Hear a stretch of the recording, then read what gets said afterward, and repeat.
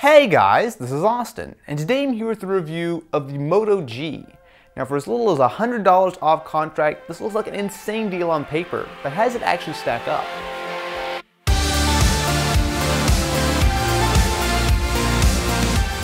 At first glance, it looks almost identical to the excellent Moto X that I reviewed a few months ago.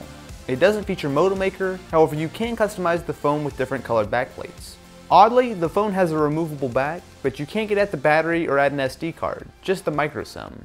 The back is covered in a soft touch plastic, which is alright, but it picks up fingerprints and doesn't feel too impressive. The speaker on the other hand is really not bad. The audio isn't amazing, but volume is plenty loud for normal use. Unlike a lot of large screen phones, the Moto G is a very manageable size, making it not all that much larger than the iPhone, but with a much bigger 4.5-inch screen. Speaking of, the display is one of the real surprises of the phone.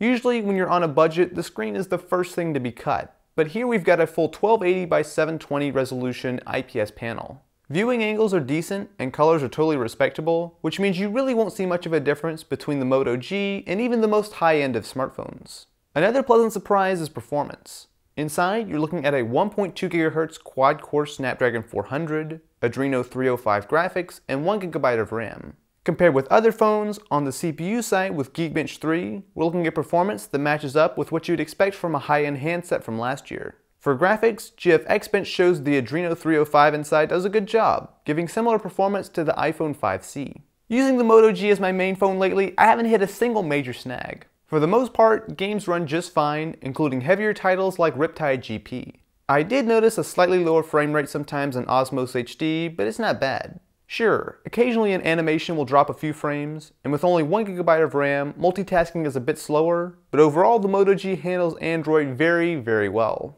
Impressively, for a budget device, you get near stock Android 4.4 KitKat, the latest version available, which is specifically designed to run well on phones like the Moto G. Better still, you can get an unlocked Google Play edition of the Moto G running pure, stock Android with guaranteed updates. Probably the biggest indicator of the budget price is the camera. It's just not really all that great. It's sporting a 5 megapixel sensor and it's passable for the most part, although in low light especially it absolutely falls apart. Video is basically the same story. So here we're capped at only 720p and the quality is alright, but again really nothing all that impressive. Unfortunately, the Moto G also lacks LTE, which depending on where you live can be no problem at all or a major issue. Considering the price, I'm willing to give it a pass, but it is a disappointment. On the other hand, battery life is nothing short of excellent. Thanks to that power-sipping processor, the Moto G does a very respectable job of getting through even a full heavy day of use with no problem, and if you're a little bit more moderate, you could probably get through 2 days on a charge with the Moto G. If you're looking for a budget phone, the Moto G is the best choice, period.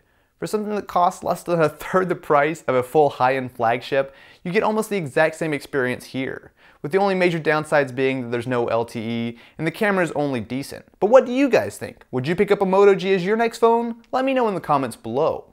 Anyway, if you enjoyed this video and you want to see more like this, absolutely be sure to subscribe to the channel so you're always kept up to date with the latest and greatest. Anyway guys, I will catch you in the next one.